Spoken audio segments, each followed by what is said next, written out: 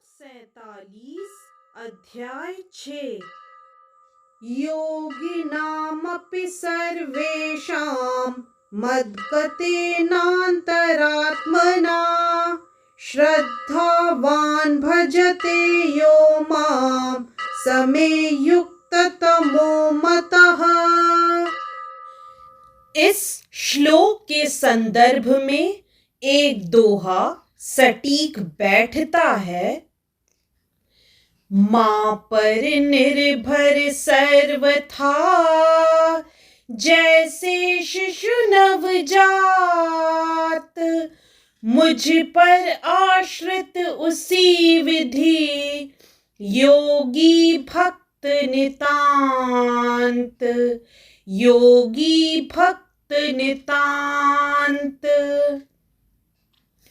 कभी भक्ति योगी नहीं होता योग से भ्रष्ट, सर्वश्रेष्ठ योगी वही मेरा मत स्पष्ट, मेरा मत स्पष्ट। इस श्लोक में श्री कृष्ण अर्जुन को कहते हैं, और समस्त योगियों में से जो योगी अत्यंत श्रद्धा पूर्वक मेरे परायण है, अपने अंतःकरण में मेरे विषय में सोचता है और मेरी दिव्य प्रेमा भक्ति करता है, वह योग में मुझसे परम अंतरंग रूप में युक्त रहता है और सभी में सर्वोच्च है। यही मेरा मत है। यदि इस श्लोक का विस्तार करें तो यहाँ पर भजते शब्द महत्वपूर्ण है। भजते भज धातु से बना है, जिसका अर्थ है सेवा करना। अंग्रेजी शब्द वर्शिप अर्थात पूजन से यह भाव व्यक्त नहीं होता, क्योंकि इससे पूजा करना, सम्मान दिखाना तथा योग्य का सम्मान करना सूचित होता है। किंतु प्रेम तथा श्रद्धा पूर्वक सेवा तो श्री भगवान के निमित्त है। किसी सम्माननीय व्यक्ति या देवता की पूजा न करने वाले को अशिष्ट कहा जा सकता है, किंतु भगवान की सेवा न करने वाले की तो पूरी तरह आलोचना की जाती है। प्रत्येक जीव भगवान का अंश स्वरूप है और इस तरह प्रत्येक जीव को अपने स्वभाव के अनुसार भगवान की सेवा करनी चाहिए। ऐसा न करने से वह नीचे गिर जाता है। भागवत पुराण में इसकी पुष्टि इस प्रकार हुई है। येषां पुरुषं साक्षात् आत्मा प्रभवमीश्वरं न भजन्त्यवजानन्ति स्थानाद् भ्रष्टाः पतन्त्यधः, स्थानाद् भ्रष्टाः पतन्त्यधः। अर्थात जो मनुष्य अपने जीवन दाता आद्य भगवान की सेवा नहीं करता और अपने कर्तव्य में शिथिलता बरतता है, वह निश्चित रूप से अपनी स्वाभाविक स्थिति से नीचे गिरता है। अर्थात भागवत पुराण के इस श्लोक में भजन्ति शब्द व्यवहृत हुआ है। भजन्ति शब्द का प्रयोग परमेश्वर के लिए ही प्रयुक्त किया जा सकता है, जबकि वर्शिप अर्थात पूजन का प्रयोग देवताओं या अन्य किसी सामान्य जीव के लिए किया जाता है। इस श्लोक में प्रयुक्त अवजानन्ति शब्द भगवत गीता में भी पाया जाता है।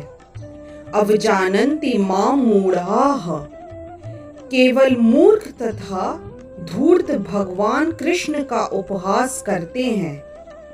ऐसे मूर्ख भगवत भक्ति की प्रवृत्ति न होने पर भी भगवत गीता का भाष्य कर बैठते हैं।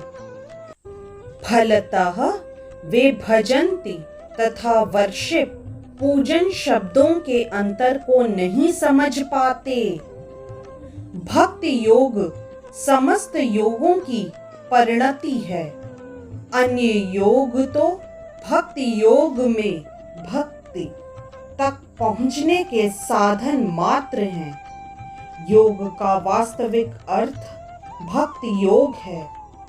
अन्य सारे योग भक्ति योग रूपी गंतव्य की दिशा में अग्रसर होते हैं। कर्म योग से लेकर भक्ति योग तक का लंबा रास्ता आत्म साक्षात्कार तक जाता है। निष्काम कर्म योग इस रास्ते अर्थात मार्ग का आरंभ है। जब कर्म योग में ज्ञान तथा वैराग्य की वृद्धि होती है तो यह अवस्था ज्ञान योग कहलाती है। जब ज्ञान योग में अनेक भौतिक विधियों से परमात्मा के ध्यान में वृद्धि होने लगती है और मन उन पर लगा रहता है तो इसे अष्टांग योग कहते हैं।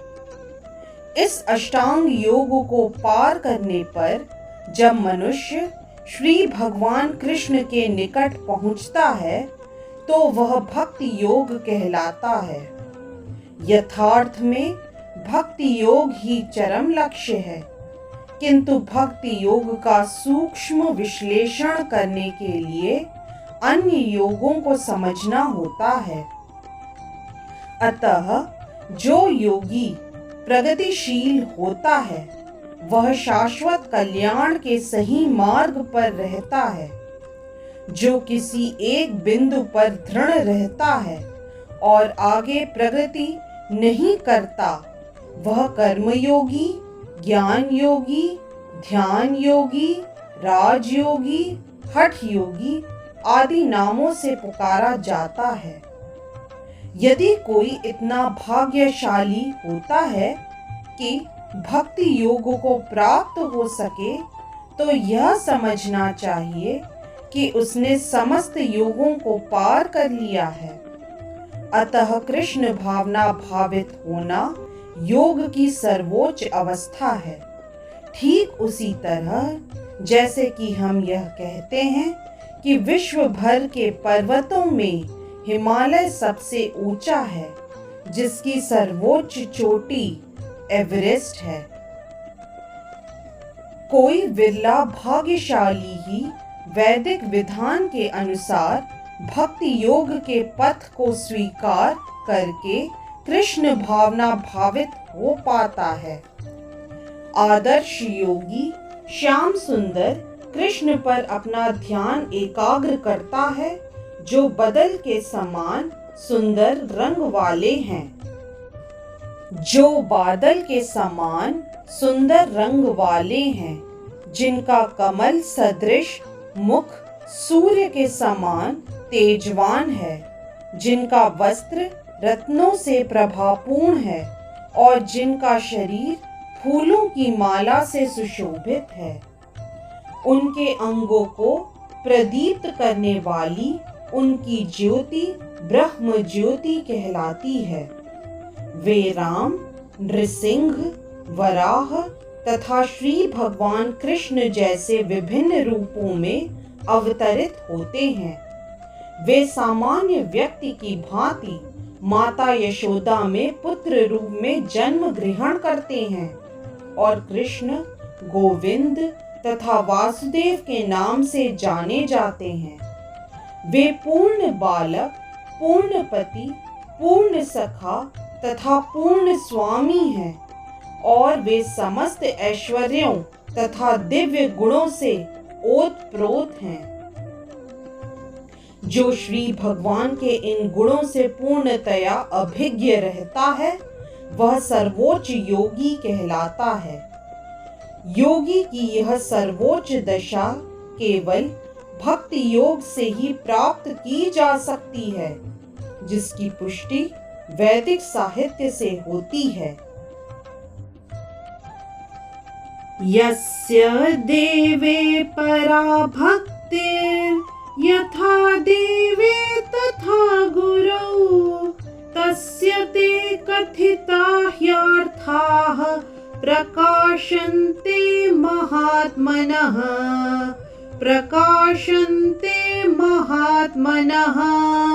अर्थात जिन महात्माओं के हृदय में श्री भगवान तथा गुरु में परम श्रद्धा होती है, उनमें वैदिक ज्ञान का संपूर्ण तात्पर्य स्वतः प्रकाशित हो जाता है।